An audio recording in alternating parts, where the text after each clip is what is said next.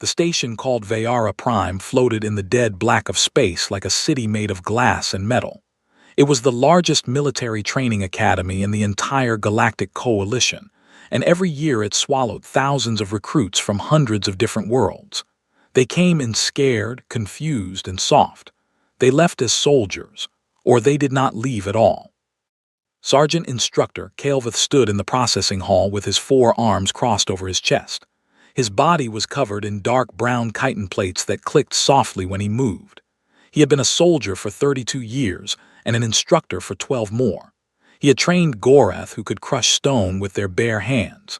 He had trained Ilyari, who could read thoughts across a room. He had trained Pelinari, who could breathe underwater for days without rest. He had seen every kind of recruit the galaxy could offer. He thought nothing could surprise him anymore. The new roster for Platoon 07 appeared on his data pad. He scrolled through the names without much interest. 8 Gorath heavy worlders, good, 4 Ilyari telepaths, useful, 3 Pelinori aquatics, fine, 2 crystalline Vethani, fragile but clever. And then at the bottom of the list, 4 names he did not recognize from any known military species. Avares, Tamazachoa, Lena Vazik, Daishi Akefer. Species human, homeworld Earth, Sol system. Calveth stopped scrolling. He had heard of Earth. Every senior officer in the coalition had received a briefing about it 6 months ago when the small blue planet had been officially contacted and given provisional membership. But he had never actually met a human before. Nobody in the academy had. This was the first year Earth had been allowed to send military volunteers. He pulled up Earth's file. It required a clearance level that made him raise the ridges above his eyes. He entered his code and began reading. The file opened with a geological summary. Earth had active tectonic plates that shifted and crashed into each other, creating massive earthquakes and volcanic eruptions. Its core was made of molten iron that generated a magnetic field strong enough to deflect solar radiation. The planet had ice caps that expanded and retreated over thousands of years. It had seasons that swung temperatures by 60 degrees in some regions. It had oceans that covered 70% of its surface, filled with predators that had been killing for 400 million years. Calveth kept reading. The biological summary was worse. Earth's surface hosted an estimated 8 million species of life, nearly all of which were engaged in a constant struggle to eat or avoid being eaten.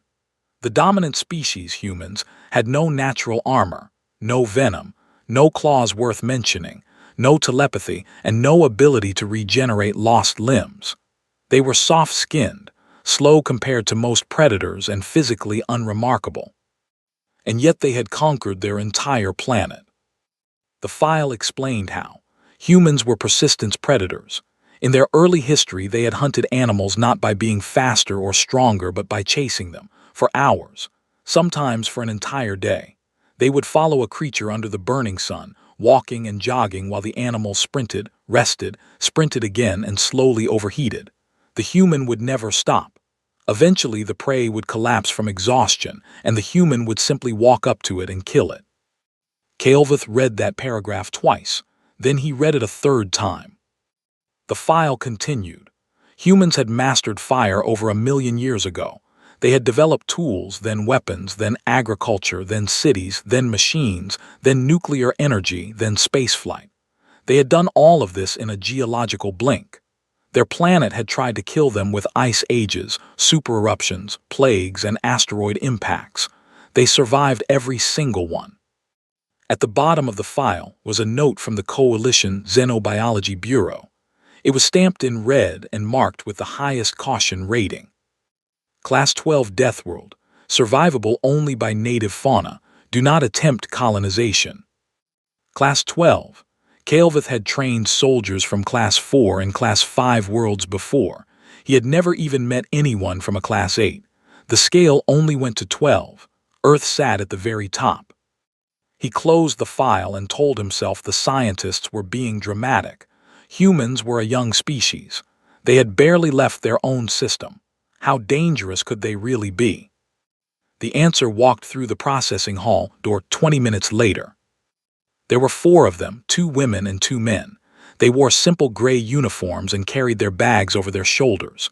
They were small, not just compared to the Gorath, who stood nearly 3 meters tall and weighed as much as ground vehicles, but compared to almost every other species in the hall. The Ilyari were taller. The Pellinori were wider. Even the thin, glassy Vethani had more visible physical presence. The humans looked around the hall with wide, curious eyes. They did not look scared. They did not look aggressive. They looked interested, like children visiting a new place. A Gorath recruit named Thawne saw them enter and let out a rumbling laugh that shook the air. "These are the Deathworlders," he said to another Gorath beside him. "I have carried heavier things in my pockets." The other aliens murmured in agreement. The humans were clearly the weakest things in the room. Several recruits exchanged looks that said the same thing. The coalition had made a mistake letting them in. Kael'veth watched the 4 humans find their assigned places in the formation. They moved quietly and efficiently. They did not push or shove. They did not try to make themselves look bigger. They simply found their spots and stood still. One of them, the woman listed as Corporal Avarez, caught Kael'veth looking at her. She gave him a small, polite smile. Across the room, Scylla, the Ilyari telepath, suddenly stiffened. Another Ilyari touched her arm. "What is wrong?" Scylla shook her head slowly.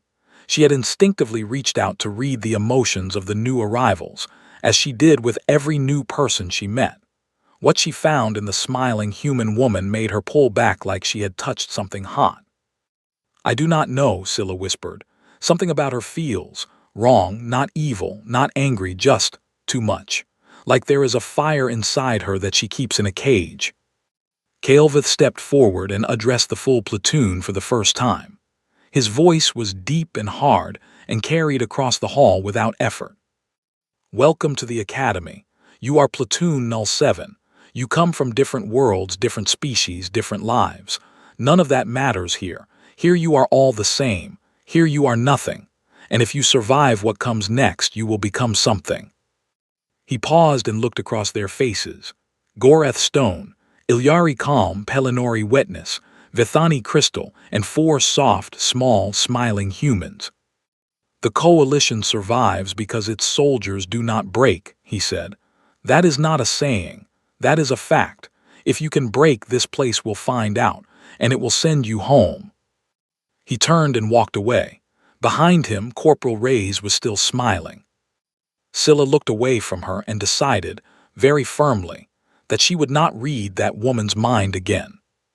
The first week at the Academy was designed to sort the strong from the weak.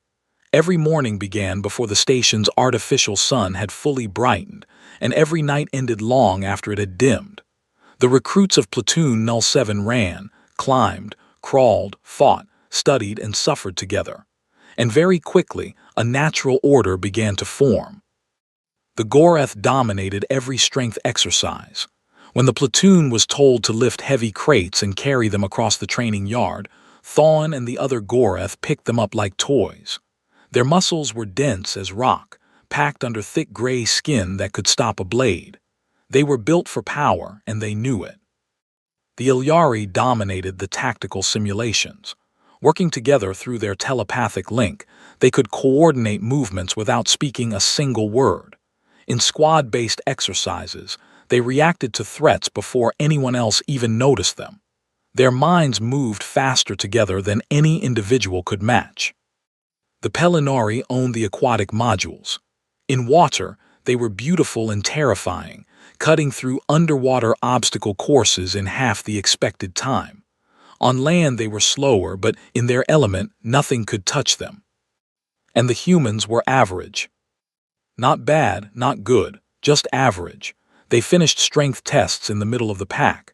They completed tactical exercises with acceptable but unremarkable scores. They passed every module but never topped a single one. The other recruits treated them the way students treat the quiet kid in class. They did not dislike the humans. They simply did not notice them. Thawne said it plainly one night in the barracks. "They are here because of politics. The coalition wants Earth to feel welcome. That is all." Nobody argued with him. It seemed obvious. Then the cracks began to show. It started with the endurance run. The Academy's standard morning run was a 5-kilometer loop around the station's outer ring. It was meant to be challenging but manageable. Most species could complete it, though some struggled. The Gorath were surprisingly slow over distance, their heavy bodies burning energy fast. The Ilyari had long legs but tired quickly. The Pellinori hated running on dry ground. One morning, a scheduling mistake doubled the run to 10 kilometers. The instructors decided to let it play out and observe. By kilometer 6, the Gorath were slowing. Their breathing became heavy and labored. Thawn, the strongest recruit in the platoon, dropped to a walk at kilometer 7. The Ilyari began falling behind at kilometer 8. The Pellinori had stopped completely, their legs cramping on the hard surface. The humans did not slow down.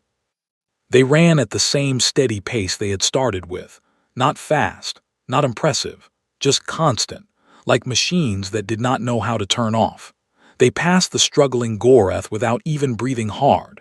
They passed the Ilyari without looking tired. They finished the full 10 kilometers and stood at the end, stretching casually as if they had just gone for a morning walk.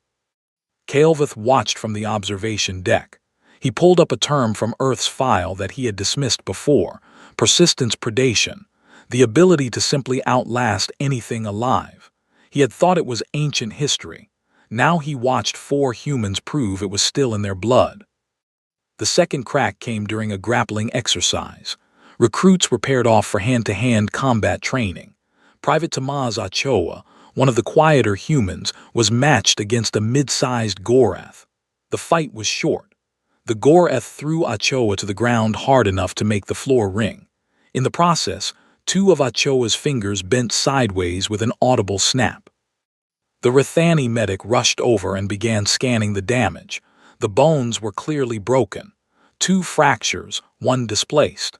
The medic reached for a medical discharge form. This kind of injury meant at least a week in the regeneration pod. Ochoa sat up and looked at his hand. The fingers were swollen and twisted at a wrong angle.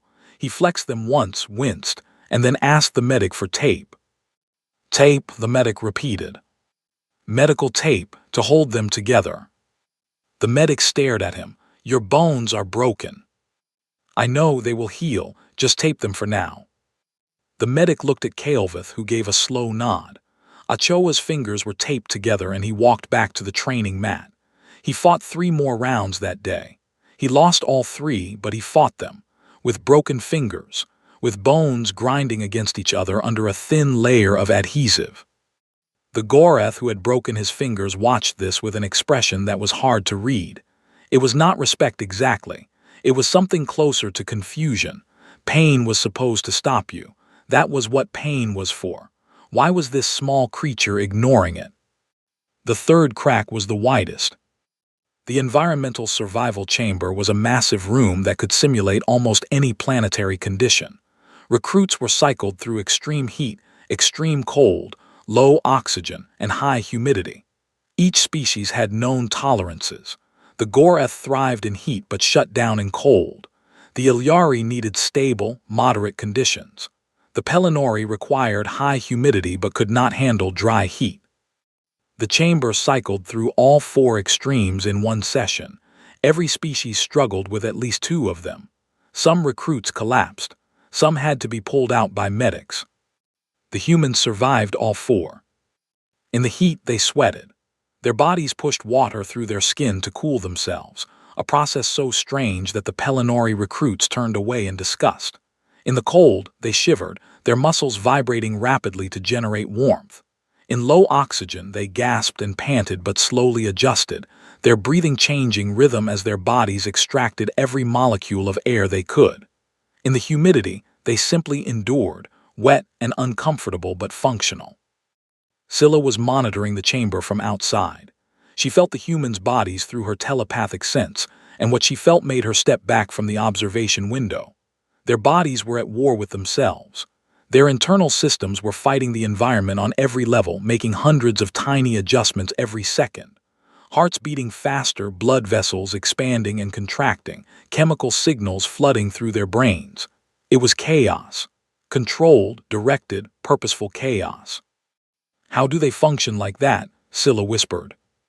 Nobody answered her. The last crack that month came during a tactical simulation. The platoon was dropped into a virtual battlefield and told to identify threats. The scenario was based on a real ambush from a border conflict 20 years ago. The aliens spread out and began scanning for enemies using their various abilities. The Ilyari reached out with their minds. The Gorath watched for movement. The Pelennori listened for vibrations in the ground. Corporal Reyes looked at the tree line on the left side of the valley and said, "Ambush. Left flank. The trees do not match the terrain." Everyone stopped. Calveth checked with the simulation operators. Reyes was correct. The ambush was hidden in the left tree line. She had identified it in under 30 seconds, faster than the telepaths, faster than anyone. "How did you know?" Calveth asked her. Reyes seemed to think about it. "It just felt wrong," she said. "The pattern was off. I cannot explain it better than that." Calveth looked up the word later. Intuition. A human subconscious process that analyzed thousands of tiny details without the conscious mind being aware of it. It had evolved over millions of years on a planet where noticing the wrong shape in the grass or the wrong shadow in the trees meant the difference between life and death. It was not magic. It was not telepathy. It was something arguably more frightening. It was a brain that had been built, generation after generation, by death itself. That evening, Calveth sat in his quarters and opened a new report. He had originally planned to recommend that the human recruits be reassigned to non-combat roles. He deleted that recommendation and wrote a new one. Human recruits require further observation. They do not excel in any single area, but they do not fail in any area either. They adapt to every condition. They endure beyond expected limits. They process threats through methods that are not fully understood. Their potential ceiling is unknown. I advise continued integration and close monitoring. He sent the report to command and sat back in his chair. He thought about Ochoa fighting with broken fingers. He thought about Reyes seeing what the telepaths could not see. He thought about 4 soft, small creatures running past the strongest soldiers in the platoon without breaking stride. For the first time in 12 years, Calveth was unsure about what he was training. The shuttle dropped Platoon Null 7 onto the surface of Malachar 4 just before dawn. The planet was covered in dense jungle, thick with steam, and the sounds of things moving through the dark. The air was heavy and tasted like wet iron.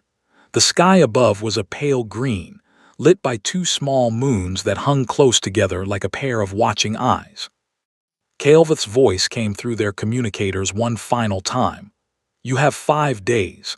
Navigate to the extraction point 40 kilometers north. Arrive as a complete unit. If even one member is missing, the entire platoon fails. You have minimal supplies. Use the land, use each other. Survive." The communicator went dead. The platoon stood in the mud and looked at each other. This was Crucible Week. Every recruit at the academy knew about it. It was the test that broke platoons apart. The instructors dropped you on a hostile world and watched from orbit to see what you were made of. The planet was rated Class 7 on the hazard scale, which meant the wildlife could kill you, the weather could kill you, and the terrain itself could kill you if you were careless. For most species in the Coalition, Class 7 was terrifying. For the humans, it felt strangely familiar. Corporal Reyes gathered the platoon together before they moved out. She did not ask for command. She did not announce herself as leader. She simply started talking and everyone listened. "We move during daylight. We rest in shifts at night. Nobody walks alone, not even to relieve themselves. We stay tight, we stay quiet, and we watch the ground as much as the trees. If something comes at us, we do not scatter. We group up and face it together." Thoin, who weighed 4 times what Reyes did, nodded without argument. Somewhere in the last few weeks, he had stopped laughing at the humans. He could not say exactly when that had changed. The first day passed without major incident. The platoon moved through the jungle in a loose column, cutting through undergrowth and crossing muddy clearings. The heat was crushing. Several Ilyari struggled with the humidity, their sensitive skin flushing dark. The Pelennori were comfortable but slow on the uneven ground. The Goreth pushed through everything by sheer force, snapping branches and stomping through streams. The humans moved like they belonged there. They stepped carefully, watched the canopy, and kept their heads on a swivel. Lena Vazik, the quietest of the four, walked at the rear of the column and watched the jungle behind them with eyes that never stopped moving. Night fell fast on Malachar 4. The green sky turned black in minutes, and the jungle came alive with sounds that made the Ilyari press their hands over their ears. Clicks, screams, rustling, and something deep and rhythmic that might have been breathing or might have been the planet itself. The platoon made camp in a shallow depression between two rock formations. They set a watch rotation and tried to sleep. At the third hour of darkness, something came. It moved through the undergrowth with a wet sliding sound. It was long, as thick as a Gorath's torso, covered in dark scales that reflected no light. It came up from the stream bed below the camp, drawn by the body heat of 23 sleeping beings. Its head was flat and wide, with 4 rows of backward-curving teeth designed to grip and never let go. It was a constrictor, native to Malachar 4, and it had been killing things on this planet for 60 million years. It struck the Pelennori recruit named Dural while he slept. One moment Dural was breathing slowly in the humid air. The next moment, 5 meters of muscle were wrapped around his body, squeezing with a force that cracked the ground beneath him. Dural screamed, a wet, bubbling scream that woke the entire camp. The platoon erupted into chaos. The Goreth scrambled to their feet but could not see the creature in the dark. The Ilyari reached out with their minds and recoiled from the thing's cold, empty brain. The Vethani backed away, their crystalline bodies ringing with fear. Lena Vazik picked up a rock. She did not hesitate. She did not call for help. She walked straight to the creature, found the flat plate of its skull behind the jaw, and brought the rock down with both hands. The impact made a sound like a hammer hitting wet clay. The creature tightened around Dural. Vazik hit it again, and again, and again. 7 times she hit it, each blow landing in the same spot, until the skull cracked open and the coils loosened and the thing slid off Dural and lay twitching in the mud. Vazik checked Dural's breathing first. Then she wiped her hands on her pants and looked at the dead creature the way a farmer looks at a fox that got into the henhouse. "Are you all right?" she asked Dural. He stared at her. Everyone stared at her. "Where I grew up," Vazik said simply, "you learn not to let snakes get comfortable."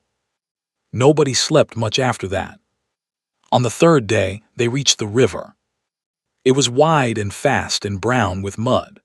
The current was strong enough to pull a Pelennori downstream, and the water was deep enough that the Goreth, with their dense bones and heavy bodies, would sink like stones if they tried to wade across. The platoon stopped at the bank and stared. The extraction point was on the other side. There was no bridge, no shallow crossing, no way around. The river stretched in both directions as far as they could see. Ray studied the water for exactly 2 minutes. Then she turned to the platoon and started giving orders. "Vazik Achoa Akafar, you are with me. We swim across first and anchor ropes on the far bank. Pelennori, you position yourselves downstream as safety catchers in case anyone falls. Goreth, once the ropes are secure, you pull yourselves across hand over hand.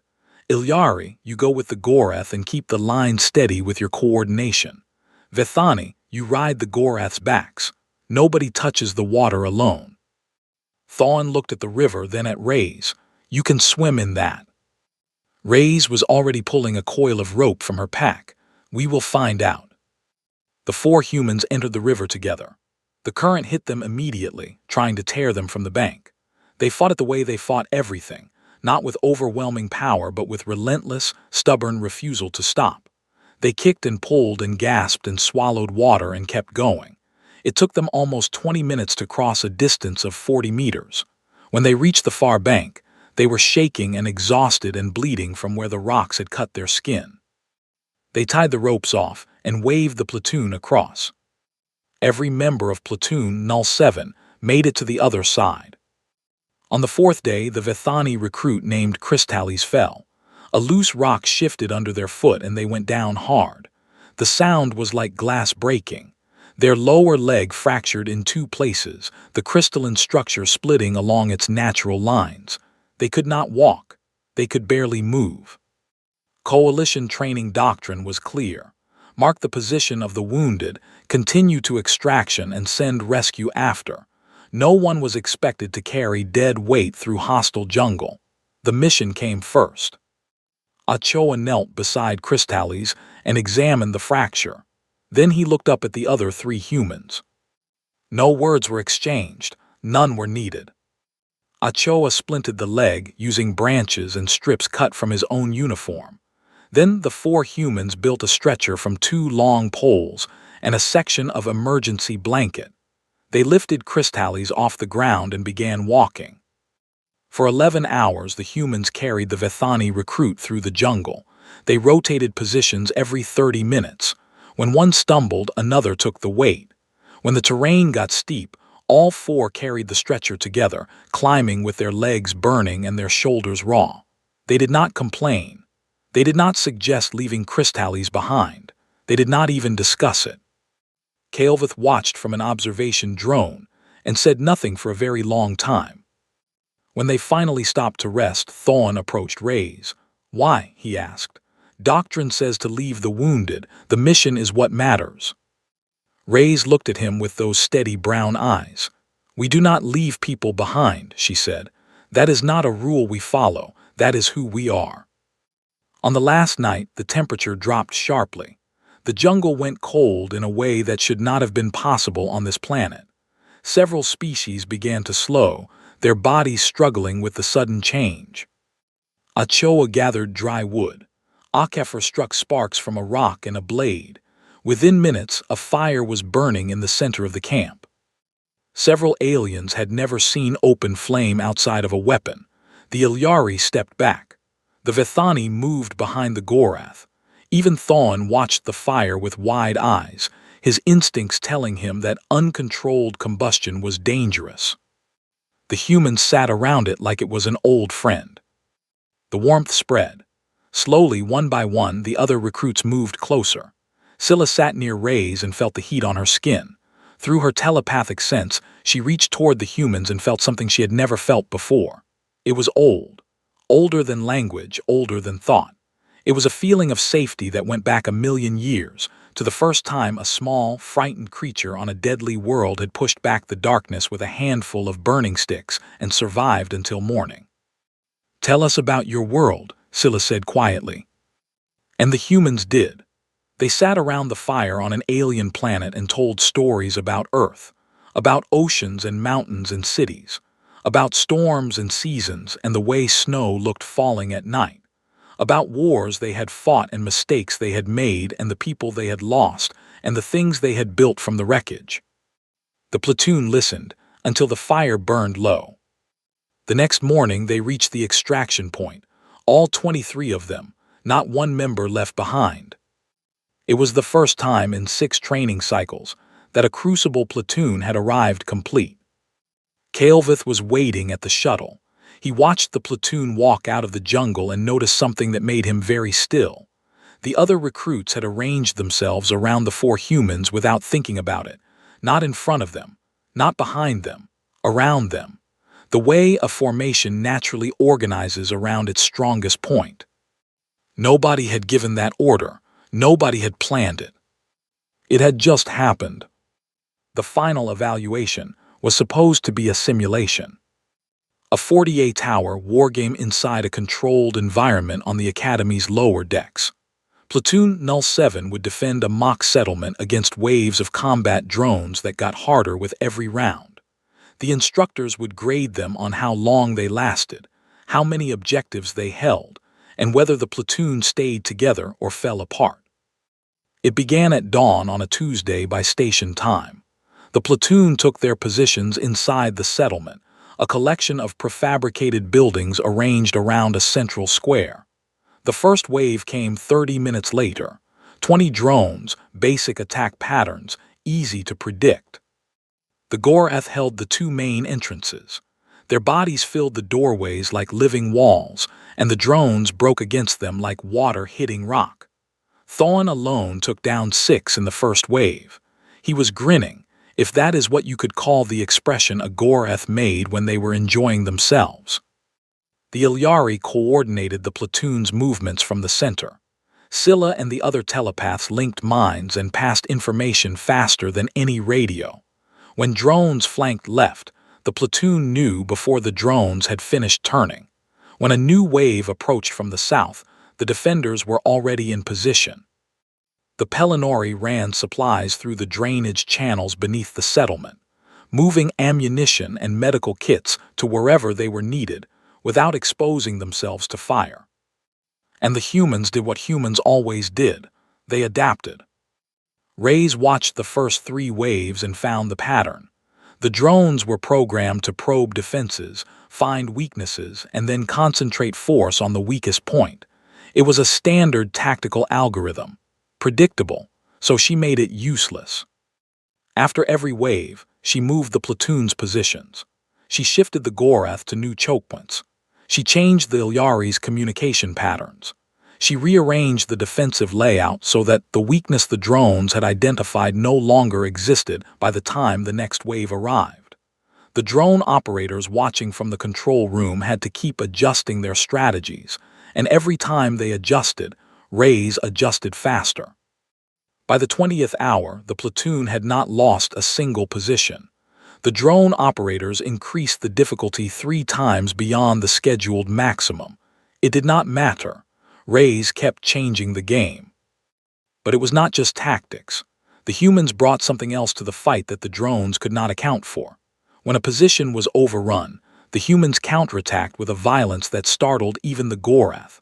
Ochoa, with his still-taped fingers, cleared a building by himself using a combination of grenades, close combat, and a chair he ripped from the floor and used as a weapon. Vazik set traps in corridors using nothing but furniture, wire, and an understanding of how the drones moved. Akafor held a rooftop alone for 40 minutes against a sustained assault, firing with a calm precision that made the drone operators check if he was actually organic. At the 36th hour, the wargame stopped. Not because the platoon had failed, because something real had happened. A distress signal had come in from a coalition science outpost on Malachar IV's second moon. The outpost held 46 researchers studying geological formations. Something had broken through the perimeter. The security cameras showed a creature that the coalition had classified as a wraith, a semi-corporeal predator that existed somewhere between solid matter and energy. It was fast. It was armored in a way that deflected most standard weapons. It hunted by sensing the electromagnetic fields that all living bodies produced, and it was supposed to be extinct in this sector. It was not extinct. It was inside the outpost, and it was killing people. The nearest rapid response military unit was 4 hours away. Platoon Null 7, still armed and alert from the wargame, was 40 minutes away by shuttle. Coalition Command debated. Academy recruits were not soldiers yet. Sending them against a Class 10 creature was beyond anything training was meant to prepare them for. The risk was too high. The recruits were too green.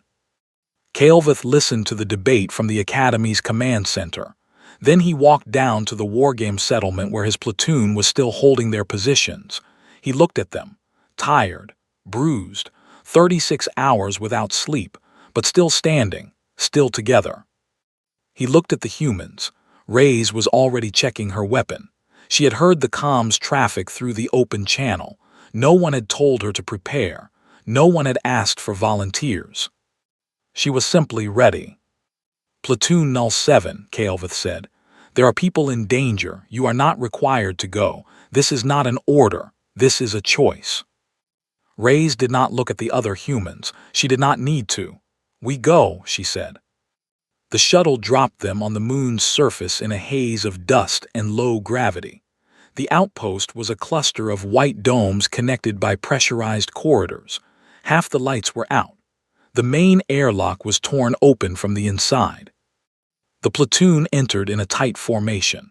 The Goreth went first, their massive bodies filling the corridors.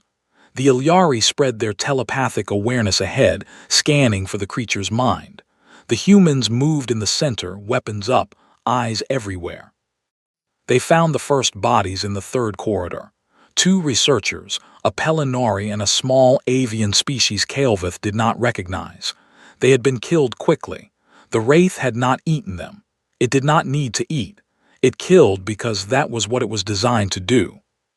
Scylla reached out with her mind and found the creature 2 levels below. It was cold.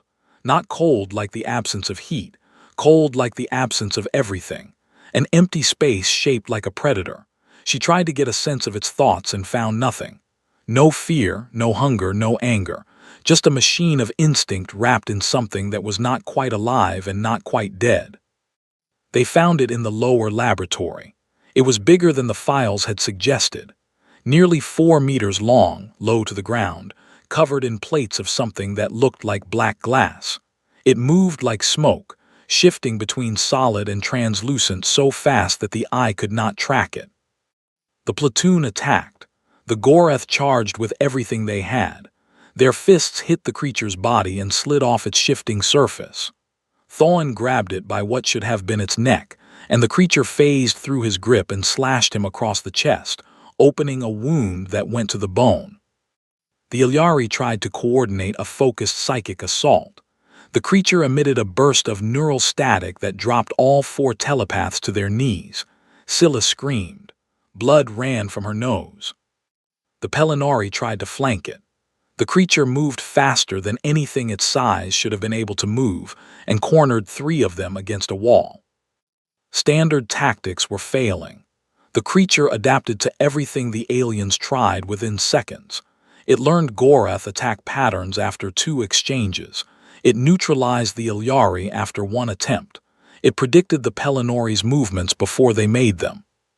Then the humans stopped fighting like soldiers. Something changed in them. It was not visible in the way a weapon powering up was visible. It was deeper than that. It was as if a door had opened somewhere inside each of them, and what came through it was something very old, something that had been sleeping since the first human ancestor picked up a bone and chose to fight instead of die. Ray screamed, not a battle cry taught in training, a raw, primal sound torn from somewhere below thought, below language, below anything civilized. It echoed through the laboratory and hit the creature's electromagnetic senses like a flare. The Wraith turned toward her, confused by the signal. No prey it had ever hunted had moved toward it while making that sound. In that moment of confusion, Ochoa appeared behind it.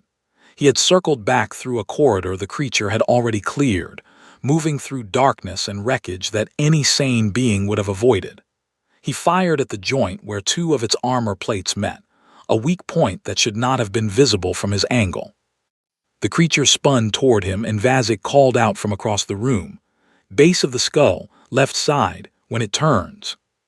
She had been watching it move, not analyzing it with instruments, not scanning it with technology, just watching the way 1,000,000 generations of her ancestors had watched predators on the plains of Earth, reading the body, feeling the rhythm, knowing where the weakness was before the conscious mind could explain why. The creature turned. Akefer was there. The quiet one. The one who had spoken fewer words than anyone in the platoon across the entire training program. He stood between the Wraith and Thoin's bleeding body, and he did not move. The creature lunged at him and he took the hit. Its claws struck his ribs with a crack that everyone in the room heard. 3 ribs broke. Akefer did not fall. He planted his feet, grabbed the creature's extended limb, and drove his combat blade into the joint at the base of its skull, exactly where Vazik had called it. The Wraith shuddered. Its body flickered between solid and transparent, its armor plates grinding against each other. Rays was there a second later, firing into the wound Akefer had opened. Ochoa hit it from the other side. Vazik picked up a piece of broken laboratory equipment and jammed it into the gap in its plating. The creature collapsed. Its body solidified for the last time and went still. The laboratory was silent, except for the sound of heavy breathing and dripping fluid. Akafur sat down against the wall, one arm pressed against his broken ribs. His face was tight with pain, but his eyes were calm. Thawne lay on the floor, his chest wound being treated by a Pelinari medic. He stared at the dead wraith and then at the four humans. His mouth opened, closed, opened again. "What are you?" he asked. It was the first honest question he had ever asked them. No mockery, no superiority, just a simple, genuine need to understand. Ray stood over the wraith's body. She was covered in its fluid. Her hands were shaking now, the adrenaline fatting. She looked at Thawne and answered with two words that carried the weight of an entire world behind them. "We are from Earth." Nobody spoke for a long time after that. The rescue shuttle arrived an hour later. All 46 researchers were alive. The platoon had 3 serious injuries and a dozen minor ones, but no deaths. In the Academy's command center, the senior officers reviewed the mission footage in silence. They watched Reyes draw the creature's attention with nothing but her voice. They watched Ochoa move through terrain that should have stopped him. They watched Vazik read a Class 10 predator like it was an open book. They watched Akafur take a blow that would have killed most species and stay standing long enough to deliver the killing strike. The Academy commander, a very old Ilyari named Thessara who had seen 2 wars and 100 graduating classes, added a single line to the official file on human military recruits. Deathworld classification confirmed. Recommend expanded integration. Immediately. The Hall of Service was the oldest room on Vayara Prime. Its walls were lined with the banners of every platoon that had graduated with distinction in the Academy's 300-year history. Thousands of banners hung from the ceiling, each one carrying the names and species of soldiers who had gone on to serve across the Coalition. Some of those banners were faded with age. Some were stained with marks that might have been ceremonial or might have been something else. Together, they formed a kind of fabric history, a record of every species that had ever fought for something larger than itself. Today, a new banner would join them. The hall was full. Recruits from other platoons filled the lower galleries. Officers and instructors lined the upper balconies. Representatives from dozens of Coalition worlds had traveled to the station for this ceremony, and not because graduation was unusual. Graduation happened every cycle. They had come because of the story. The story of Platoon 07 had spread through the Coalition like fire through dry grass in the 3 weeks since the Wraith incident. Not through official channels. Through whispers, shared messages, and video clips that someone had leaked from the observation drones. The footage of 4 humans killing a Class 10 predator with improvised tactics and barehanded fury had been viewed on every connected world in the Coalition. But it was not the fight that captured people's attention. It was everything else. Species across the galaxy had begun pulling Earth's full files. Not just the ecological summary that Kael'vith had read months ago, but the complete record, the history, the culture, the wars. What they found was difficult to process. Humans had been fighting each other for as long as they had existed. Their recorded history was a continuous chain of conflicts, each one larger and more destructive than the last. They had developed weapons that could split atoms and release enough energy to flatten cities. They had built enough of these weapons to destroy their own planet several times over. They had come to the edge of self-extinction more than once and pulled back at the last moment, not because they could not do it, but because they chose not to. They had survived diseases that killed half their population and rebuilt within generations. They had endured ice ages, volcanic winters, famines, and floods. They had watched species disappear from their world at a rate that would have broken most civilizations, and they had kept going. And they had done something that no other species in the Coalition's records had ever done. They had reached their own moon before anyone came to help them. They had looked up at the sky from their deadly, violent, beautiful world and decided to go there. Not because it was safe, not because it was easy, because it was there. This was what frightened the Coalition, not the strength, Not the endurance, not the fire or the intuition or the persistence. It was the combination. It was a species that was capable of unimaginable destruction and unimaginable kindness, and you could never be entirely sure which one you were going to get. Except that now, after watching Platoon Null 7, the Coalition had a better idea. They had watched 4 humans carry a wounded alien through a jungle for 11 hours because leaving someone behind was not something they were willing to do. They had watched a human woman kill a predator with a rock to save a squad mate she had known for 5 weeks. They had watched a human man stand between a wounded Gorath and a creature that could have killed him and choose to stay. The humans were not monsters. They were something more complicated.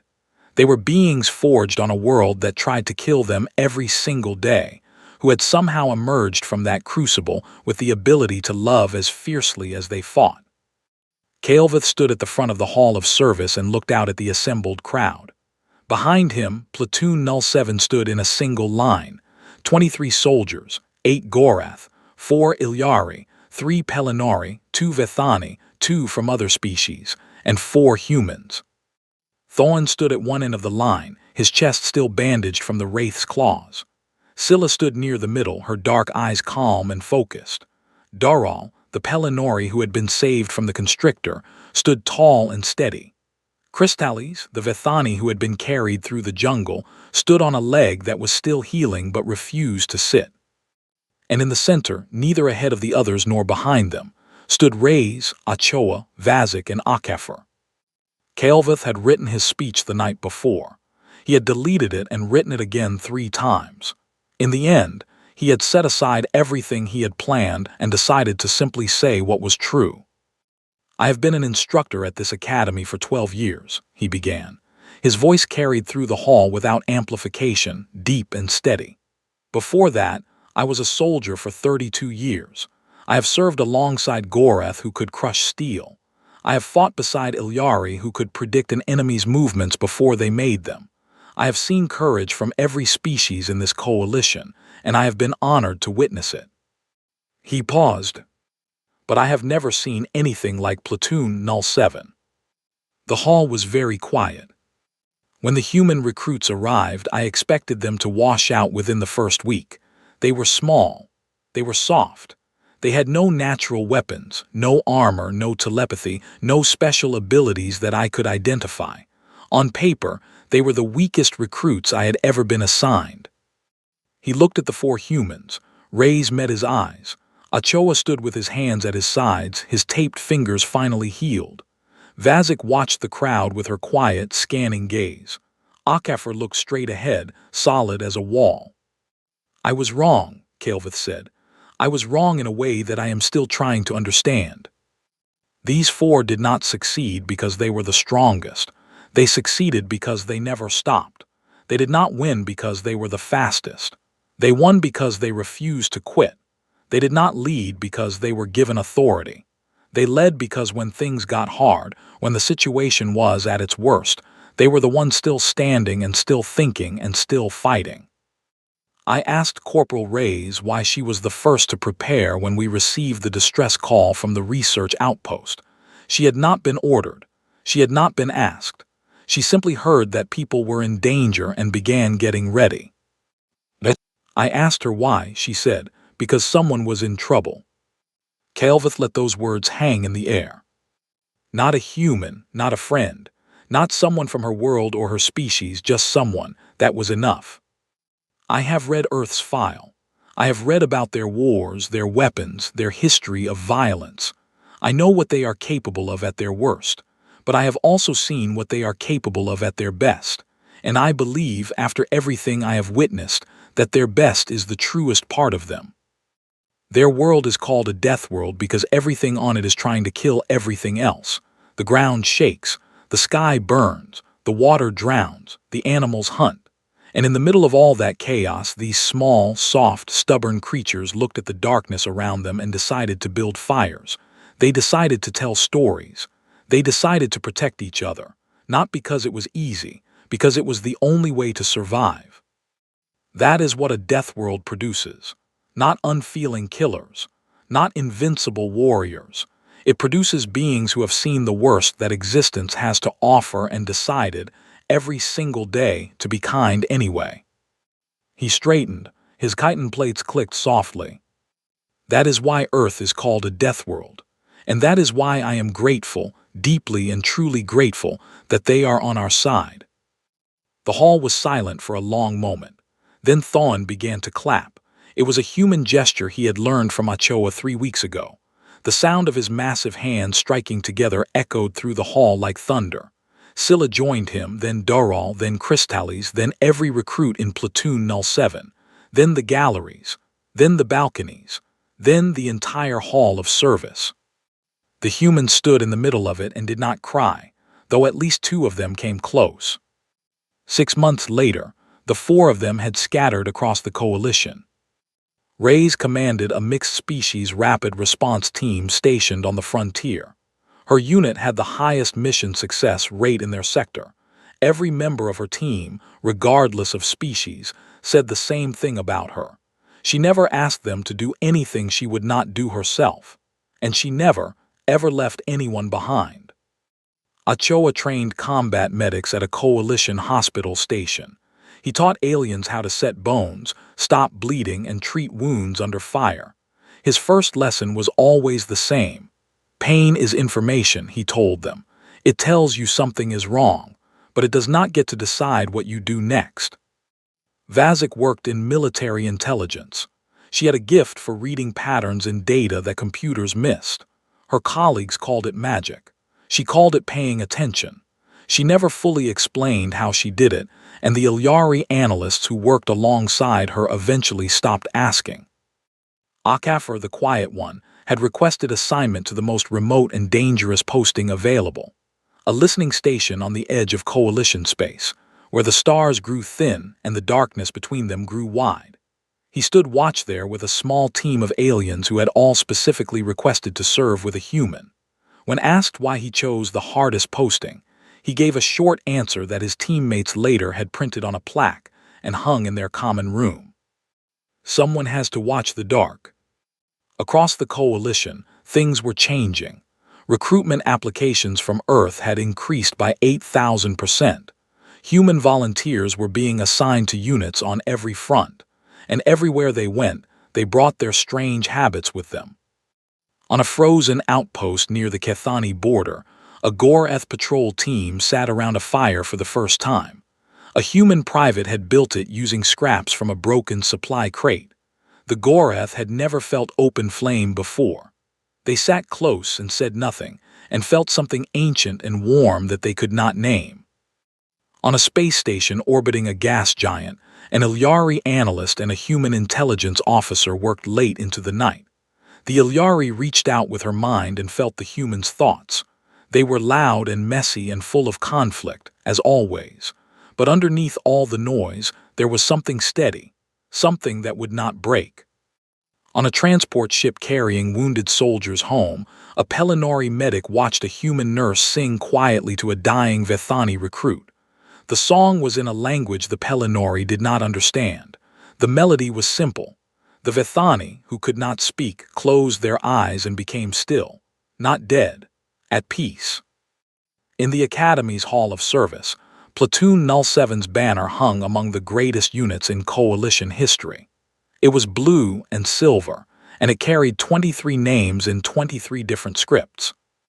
Beneath it, on a small metal plaque, were 2 lines of text. The first was in Galactic Standard, the common language of the Coalition.